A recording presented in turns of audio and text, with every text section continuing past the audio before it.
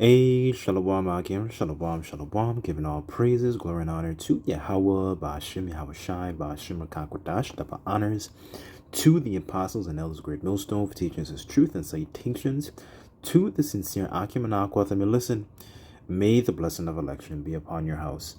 My name is Raquai. I'm back in here with another quick on Lord's will, as always, an edifying lesson.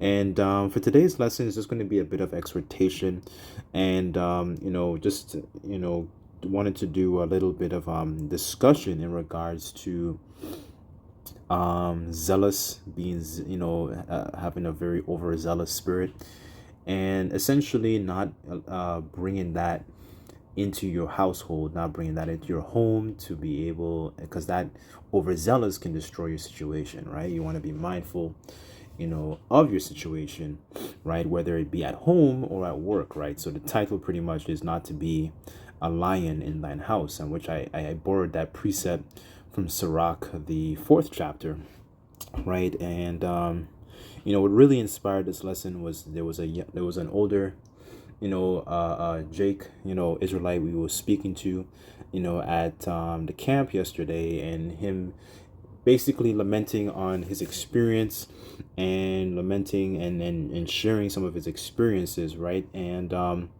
understanding that we can't keep all the laws 100%, and don't use that old, is essentially, this is an exhortation to be and to exemplify certain traits and fruits of the spirit, such as temperance, right? Because you don't want your zealous, your over enthusiasm, to essentially to destroy your situation and destroy your living space and make things, worse for you, right? So, this is just a bit of exhortation. This is not a heavy, but it could, affect other areas of your life, right? If you're not being careful or mindful, right?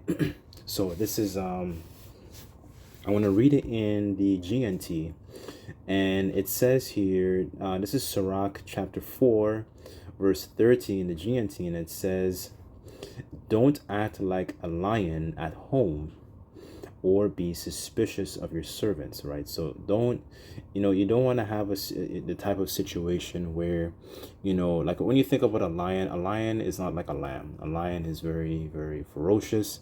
It's a very, very deadly animal, and you don't want to have that sort of vibe, especially, when you're at home, right? It's supposed to be essentially, an area, you're chill, you're mellowed out, you're relaxed, because you're constantly in like fight mode, right? You're looking out, you're being aware of what's going on in the world, and being mindful of people you work with, and so on and so forth. So that's like the last place you really want to have a situation where you're essentially fighting, and you're basically kind of like, you're like a tyrant, right? You don't want to be like that, right? Especially, for, I guess this more applies for, brothers, who, you might live with a woman, or you might live with family.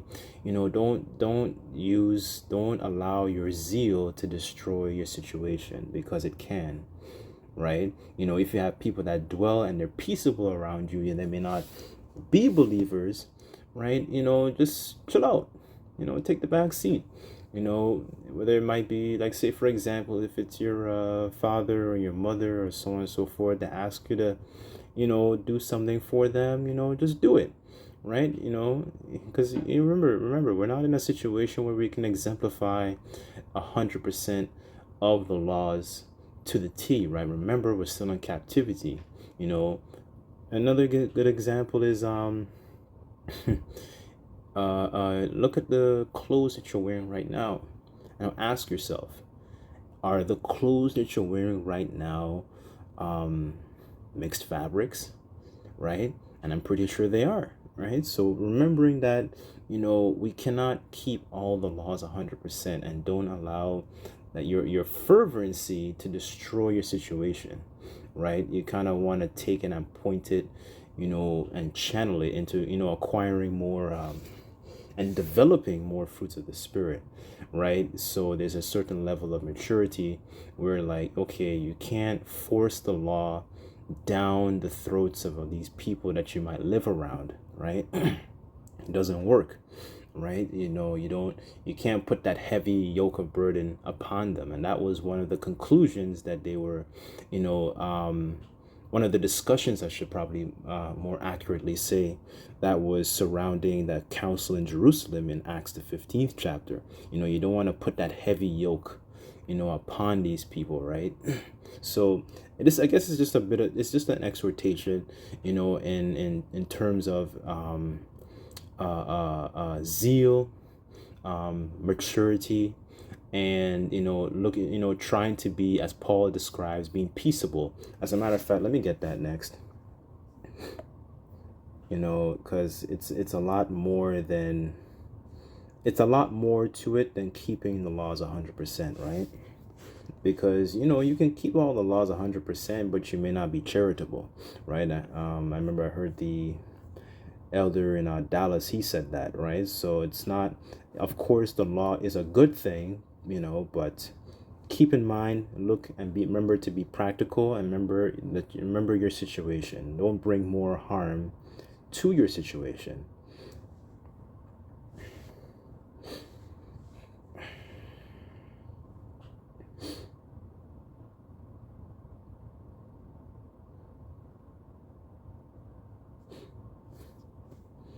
This is Romans chapter 12, verse start at 17, and I'll read to 18. And it says, "Recompense to no man evil for evil, provide things honest in the sight of all men. If it be possible, as much as lieth in you, live peaceably with all men," right? So it's not, you don't want to live in an unreasonable, on difficult terms with everybody that you encounter, right? Not everybody, right? You might have people, people that you encounter, and like, you told them, about who they are and their heritage, and they're rejected, and just and then you eventually you just leave it. Right? Don't try and as the scriptures say, don't try and force the course of the river, right? As a matter of fact, let me get that. I think that's in the chapter I was in earlier.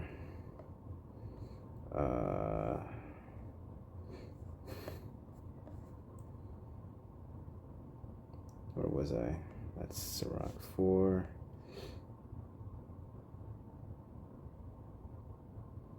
Okay, this is Sirach chapter 4, verse 26. And it says here, "Be not ashamed to confess thy sins, and force not the course of the river," right? So you can't, there's not much you can do, after you tell them, whatever it is you spoke about, reminding them and telling them who they are, about, certain foods or whatever, there, there's not much, you can do.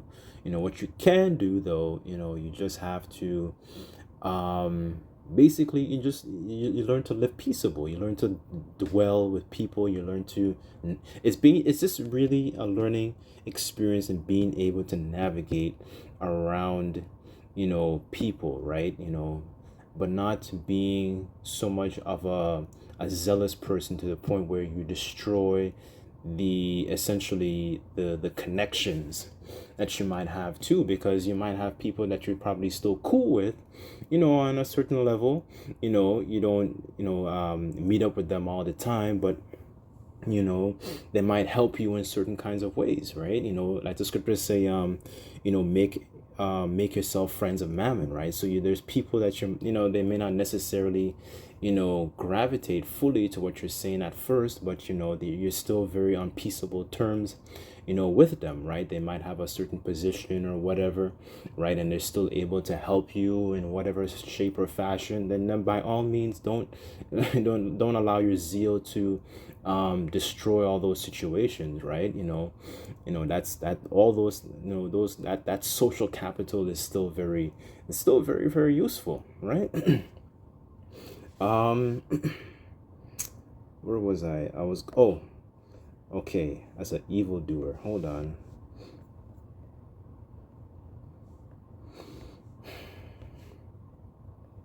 where was I? This is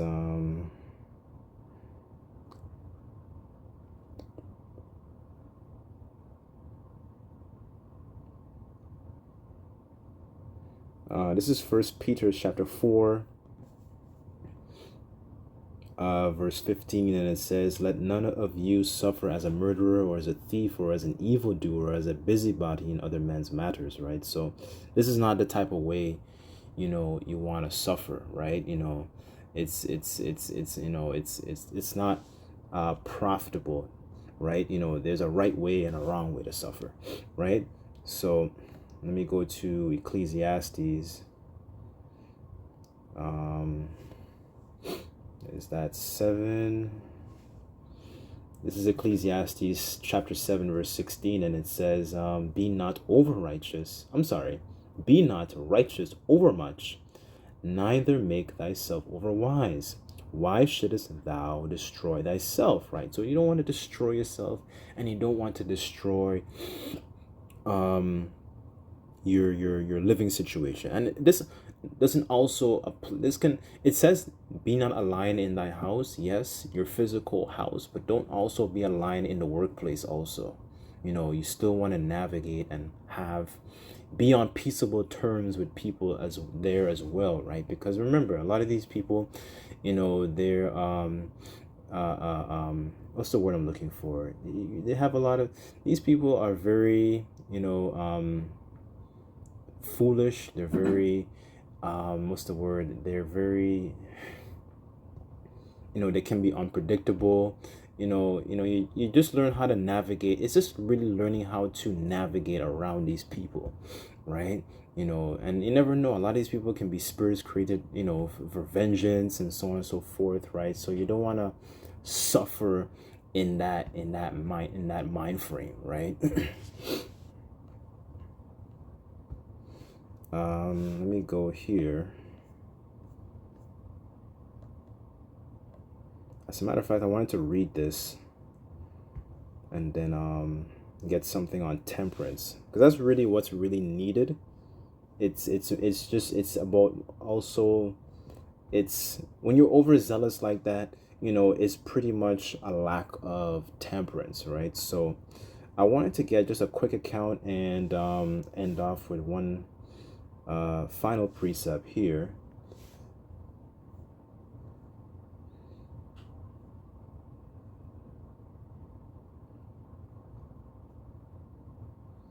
So I wanted to just read a quick account.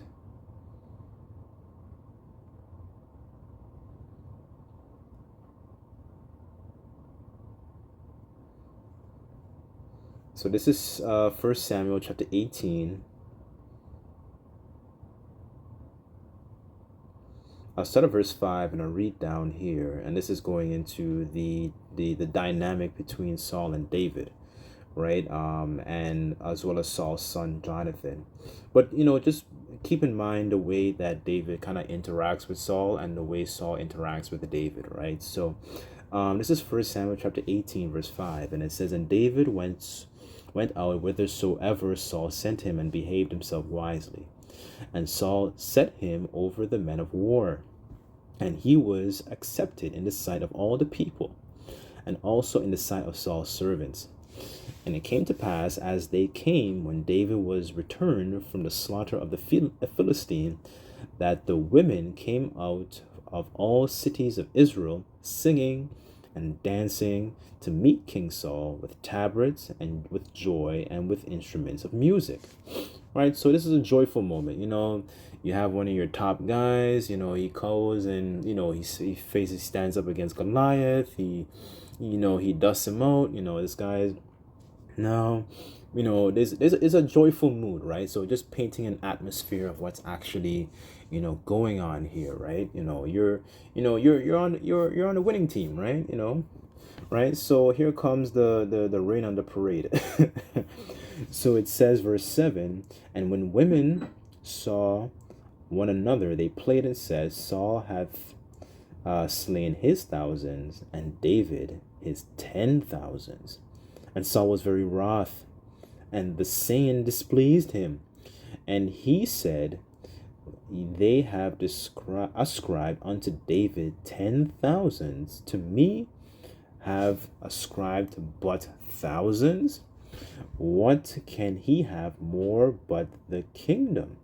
And Saul eyed David from that day forward, right? So he was so triggered after what these women were saying. These women were just singing joyful song, show tunes and so on and so forth. But the Saul, an evil spirit from the Lord, basically began to trouble Saul. So he was feeling, man, man, these women are saying these things, man, and so he starts to get more and more carnal, right? Remember, this is a joyful atmosphere here, right? Because they finished this battle with the Philistines, and David slayed Goliath. He dusted, so there's a mood, right? Because he achieved a victory, over his enemies through the spirit and power of Yahweh Bashim Shai. So keep all that in mind, right? So this is a joyful atmosphere being conveyed here, right? So okay, where was I? This is verse 10, and it says, and it came to pass on the morrow that an evil spirit from the Most High came upon Saul, and he prophesied in the midst of the house, and David played with his hand at the other times. Then there was a javelin in Saul's hand. So now you start to see King Saul becomes a lot more carnal, right? So now now he's suffering in a wrong way. He's suffering as essentially like an evildoer, because now he's trying to inflict pain and harm one of his his fellow men, right? This is your son-in-law. At some point, he eventually gives his daughter to David, right? So like, this is family, this is kin, right? But keep in mind the type of situation, and keep in mind the type of vibe this is painting here, right? Look, the demons that are working with Saul, and he's becoming more and more in tune with his flesh, right? So as opposed to trying to subject his flesh, that fight is no longer there. It's basically they're kind of just in unison at this point, right? So this is where was I?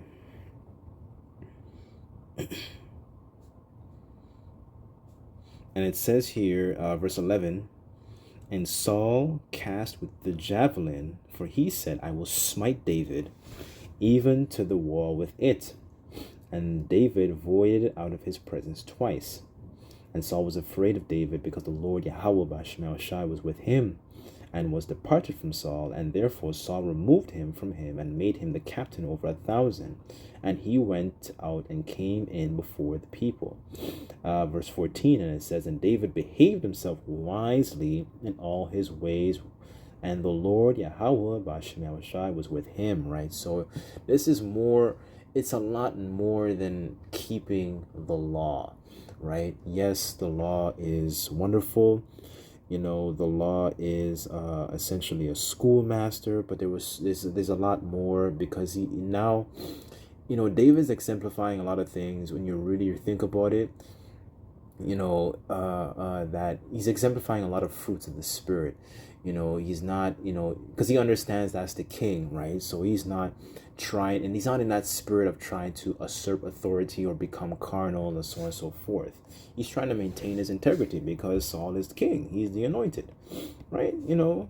That's your like your pops, right? Not his physical father, but that's his father-in-law, right? So he's not gonna trip, right? But just showing the contrast between David's behavior and Saul's behavior. And this is how I'm kind of reading this more to stress Saul's behavior, right? What we want to be in is more of how David is behaving in this sense, right? So not allowing our zeal to basically make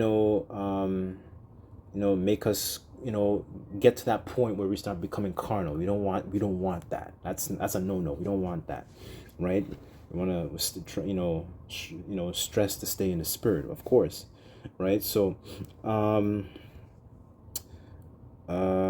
temperance, there we go.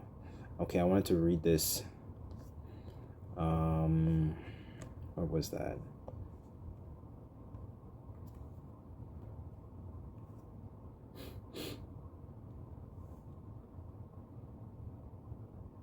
This is 2 Peter chapter 1,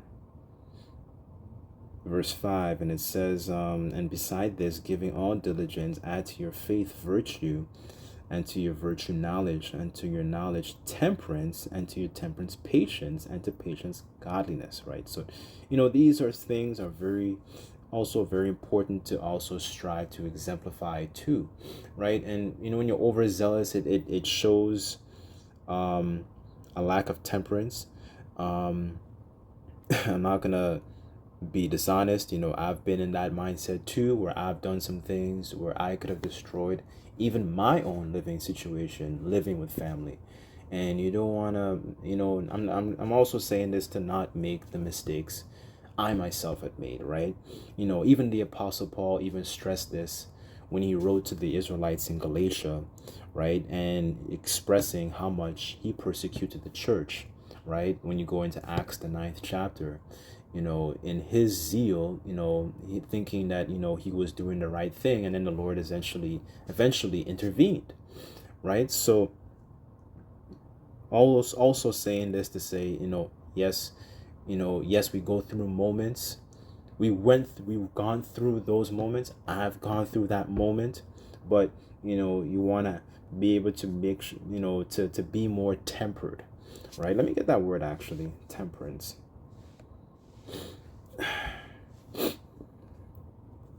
Just for edification, this is in the etymology. One second.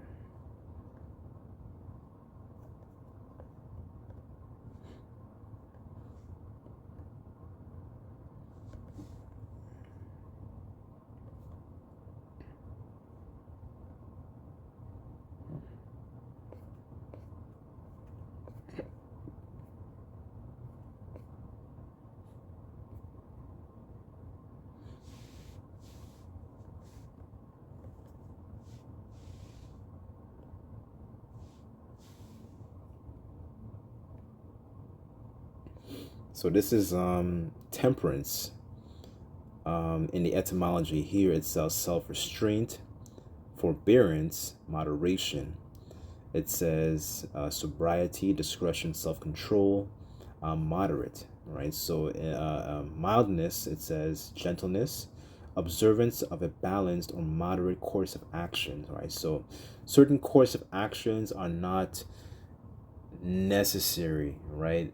Certain course of actions, and I use this example of a police officer. When you think about police officers, a police officer is able to have multiple, they have, they're known for, yes, in typical terms, they're known for having a gun, of course, but not every situation a police gets called to is a gun is required. There might be somebody on a bridge that's probably ready to, off themselves, delete themselves. And, a gun is going to be very useless in that situation, right? So in that situation, they would want to use certain words, right? So, just stressing the importance of, I don't want to say the simple things like, the milk, that's where you get a lot of this nourishment, for navigating these sorts of situations, right? So not to neglect it. It's just refreshing, and also remembering that these things are also very important, right? And when you go through, and it's here, it said self-restraint, right? So you see on the flip side from the story how David exemplified self-restraint and being able to, because even when you go through it later on in this story, he had situations where he came close to King Saul, and he could have gotten his vengeance, gotten his lick back, but he didn't do that, right? He had his self-restraint, right? So the self-restraint is also required, and that is something that is strongly not taught in this society. In this society, is like more about, just crash out, get your lick back and all that kind of stuff, right? So anyways, that's a bit of I guess an off topic, but I kind of hope this all pieces together and actually makes sense, right? So I'll leave the lesson there, but I sincerely hope and pray that this lesson was edifying, right? Just like to give all praises, glory, and honor to Yahweh Bashem El Shai. Until next time, I say Shalom.